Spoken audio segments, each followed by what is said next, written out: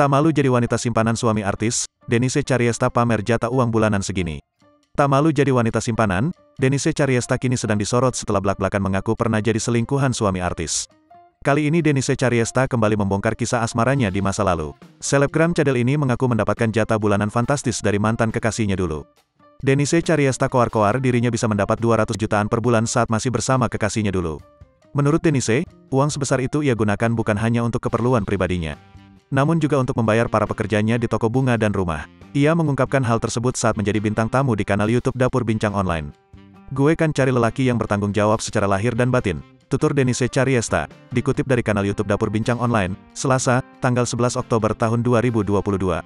"Kan gue mencari cowok untuk kawin, masa depan," lanjutnya. Dalam video tersebut mantan kekasih yang maksud adalah cowok yang berinisial JK. Denise mengatakan bahwa JK adalah sosok duda anak satu yang berusia 8 tahun lebih tua darinya. Sayangnya, JK dan Denise gagal naik ke pelaminan saat keduanya berencana menikah di Las Vegas, Amerika Serikat. Bahkan video tersebut juga viral di akun TikTok. "Jadi sebulan dia ngasih berapa?" Denise Charyesta pun mengungkapkan jika ia tak pernah menghitung berapa yang ia dapatkan selama 1 bulan. Namun ia mengaku jika kurang lebih ia mendapat uang bulanan sekitar 200 juta. Denise Charyesta dikasih 200 juta per bulan, tutupnya. Seperti yang diinformasikan sebelumnya, Denise Charyesta tak henti-hentinya membongkar borok mantan kekasih gelapnya yang berinisial R. Baru-baru ini Denise Charyesta kembali membuat gempar publik dengan pengakuannya membongkar borok mantan kekasih gelapnya.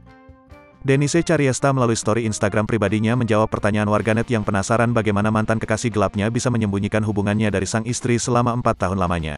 Sejumlah aksi yang dilakukan pria inisial R ini dibeberkan secara terang-terangan oleh Denise Charyesta.